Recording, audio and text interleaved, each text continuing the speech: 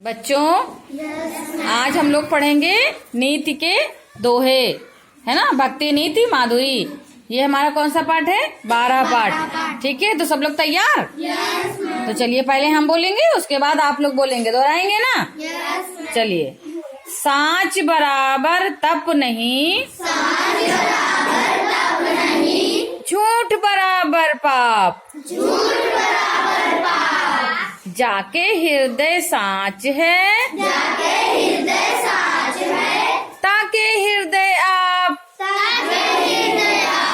कबीर दास जी कहते हैं जो सच है, हम पहले हमारी बात सुन लीजिए, आप लोग सिर्फ दोहराएंगे, ठीक है।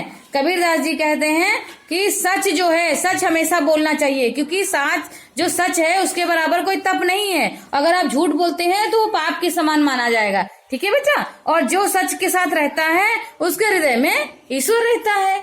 समझ आया? तो चलिए दूसरा वाला पढ़ते हैं। वृक्ष कबहु नहीं फल भखे, नदी न संचय नीर, परमारथ के कारणे, साधुन धरा शरीर। तो कबीरदास जी कहते हैं कि जो वृक्ष होते हैं वो अपने फल जो है खुद नहीं खाते हैं, वो दूसरों को खिलाते हैं ना, है ना बेटा? समझ आया? और नदी जो होती है वो अपना पानी खुद नहीं पीती है, उसी से हम लोग सिंचाई करते हैं, खेतों में, वृक्षों में, सब कहीं सिंचाई करते हैं ना। तो वो जो है पानी भी नहीं पीती और पेड़ अपना फल खुद नहीं खाता है। इसी तरह से जो साधु लोग हैं वो जो तप करते हैं या जो समाज के कल्याण के लिए, लोगों के कल्याण के लिए यज्ञ हवन करते हैं, तो वही कह रहे हैं कि जो परमार्थ मतलब दूसरों के सुख के लिए साधुओं का शरीर होता है, वो कर्म करते हैं, तप कर्म करते हैं। ठीक बेटा, अब चलिए आगे पढ़ते हैं। जहाँ ज्ञान तहाँ धर्म है, जहाँ झूठ तहाँ पाप, जहाँ लोभ तहाँ काल है, जहाँ क्षमा तहाँ आप।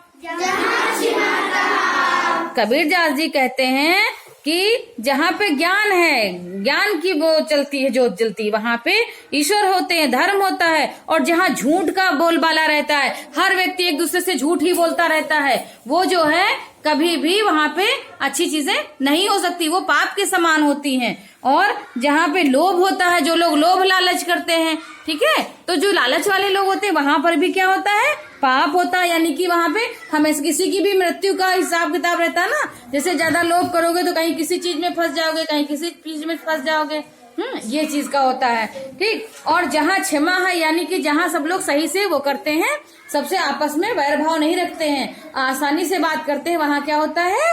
वहाँ पे ईश्वर का वास होता है। इसलिए आसानी से आप लोग रहिए और सही से सब लोग बात करिए। समझ आया बेटा? चलिए अब इसके बाद हम लोग पढ़ते हैं रहीम जी के दोहे, ठीक है। तो चलिए। बिगड़ी बात बने नहीं, लाख करे किन कोय, रहीमन बिगड़े दूध को, मथे न माखन होय। रहीम जी कहते हैं कि जब भी कोई बात बिगड़ जाती है, उस पे आप कुछ भी जतन करो, वो बात नहीं बनती है। और जैसे दूध बिगड़ जाता है ना, दही बनाने के लिए दूध रखा जाए और फिर वो दूध जो है दही नहीं बन सकता है अगर वो दूध खराब हो जाए। जैसे गर्मी जब खूब सारी होती है ना, तो बंद करके रख दी तो दूध खराब हो जाता है। तो इसी तरह से रहीम जी कहते हैं जब दूध बिगड़ जाता है तो उसका सामने देखिए, उसका जो है वो सही नहीं बनता है दही, ठीक है। अगली चीज, जो रहीम उत्तम प्रकृति, का करि सकत कुसंग, चंदन विष व्यापत नहीं, लिपटे रहत भुजंग। रहीम जी कहते हैं जो अच्छी प्रकृति का इंसान होता है, वो जो है उसका कोई भी जो कुसंग यानी कि गलत संगत उसका कुछ नहीं बिगाड़ सकती, क्योंकि चंदन का जो पेड़ होता है शीतलता देता है, उसमें सर्प लिपटे रहते हैं लेकिन उनके अंदर विष नहीं घुसता, जहर नहीं घुसता है। समझ आया बेटा? चलिए दूसरा पढ़ते हैं।